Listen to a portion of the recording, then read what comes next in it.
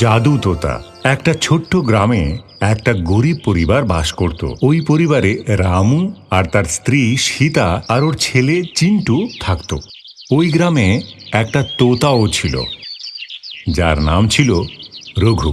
ও খুব ভাগ্যশালী ছিল। যেখানে ও যেত সেখানে কোনো কিছুর অভাব হতো না। একদিন রঘু উড়তে উড়তে ওই গরিব পরিবারের ঘরে এলো।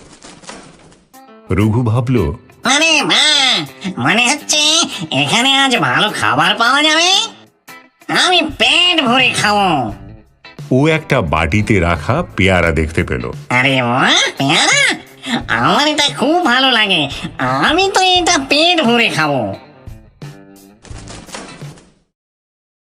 রঘু তোতা পেয়ারা খেতে শুরু করে। তখনই সীতা রঘুকে পেয়ারা খেতে দেখেই রেগে যায় আর ওকে তাড়িয়ে দেয়। যা এখান থেকে। কোথা থেকে যে আসে সব, আমি তো হয়রান হয়ে যাচ্ছি এর জন্য। সীতা যাবার পর রঘু এক কোণে চুপি চুপি থেকে যায়। ধীরে ধীরে ওই পরিবারের উন্নতি হতে থাকে।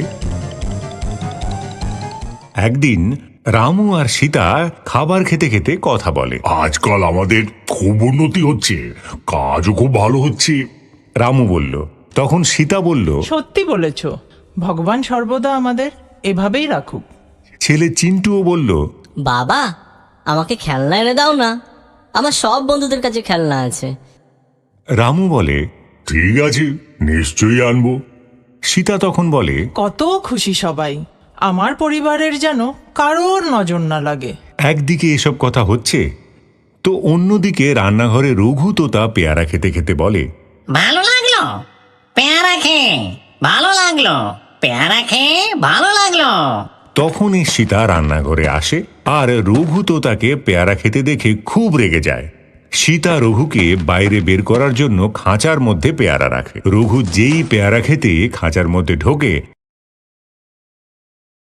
তখন খাঁচার দরজা বন্ধ করে দেয় আর রঘু খাঁচায় আটকে যায়। আমাকে বের করো, আমি এখানে আটকে গেছি, আমাকে বাঁচাও। পরের দিন সীতা খাঁচা নিয়ে বাইরে অনেক দূরে রঘুকে ছেড়ে আসে। রঘু চলে যেতেই ওদের পরিবারের উন্নতিও ধীরে ধীরে কমে যায়। ওদের খুব লোকসান হতে শুরু করে। সীতা বলে, এটা কি হচ্ছে? হঠাৎ সব কিভাবে বদলে গেল?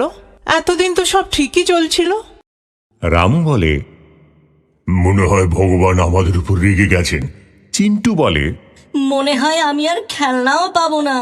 বলে ও কাঁদতে থাকে আর তারপর বাইরে চলে যায়।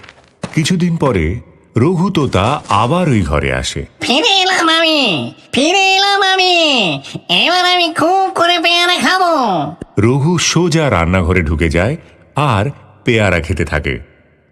কিছুক্ষণ পর সীতা রান্নাঘরে আসে আর রঘুকে দেখে বলে, এক তো ঘরে প্রথম থেকেই এত সমস্যা চলছে, তার উপরে এই তোতাটা আমাকে আরো হয়রান করছে। সীতা রঘুকে সেখান থেকে বের করে দেয়। রঘু উড়ে এক কোণে লুকিয়ে পড়ে। কিছুদিন পর আবার ঘরে ধীরে ধীরে সৌভাগ্য ফিরে আসে। কাজও ভালোভাবে চলতে থাকে। এক রাত্রে যখন রঘু তোতা পেয়ারা খেতে যায় তখন খাঁচায় হঠাৎ আটকে যায়। এরা আসলে চাইছেটা কি? একটা তোতা শান্তিতে পেয়ারা খেতে পাবে না? আমি কি চুরি করছি? আমি তো শুধু পেয়ারাই খাচ্ছি বাবা। তখনই রামু ওখানে আসে আর খাঁচায় রঘু তোতাকে দেখে তাকে বাইরে ছেড়ে দেয়। এই তোতাও খুব জেদি, বারবার ফিরে আসে। যেই রামু রঘুকে ছেড়ে দেয় তারপর দিন থেকেই আবার ওদের ঘরে সৌভাগ্য চলে যায়। কাজে লোকসান হতে থাকে। কেউ বুঝতেই পারে না এমন কেন হচ্ছে। রঘু তোতা ঘরে এলে হঠাৎ সৌভাগ্য আসে, আর যখন রঘু তোতা বাইরে চলে যায় সৌভাগ্যও তার সাথে চলে যায়। একদিন সীতা রঘু তোতার ঘরে আসা আর বাইরে যাবার পরিস্থিতির ওপর নজর রাখে।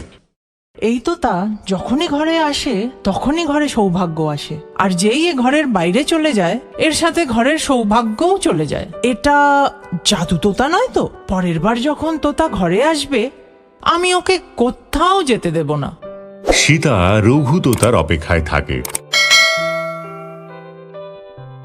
কিন্তু রঘু তোতা আর কখনো ওই ঘরে আসে না। আর ওরা ওদের ভুলে পস্তাতে থাকে। তাহলে বাচ্চারা, এই গল্পটা থেকে কি শিখলে? আমরা কিছু জিনিসের গুরুত্ব তখন বুঝি যখন আমরা সেটা হারিয়ে ফেলি। গল্পটা ভালো লাগলে লাইক করুন, কমেন্ট করে জানান কেমন লাগলো, শেয়ার করুন নিজেদের বন্ধু বান্ধব আর রিলেটিভদের সঙ্গে, আর অবশ্যই আমাদের চ্যানেলকে সাবস্ক্রাইব করে দিন। আর আমাদের নতুন নতুন গল্পের নোটিফিকেশন পেতে সাবস্ক্রাইব বাটনের পাশে বেল আইকনটা এক্ষুনি প্রেস করে দিন।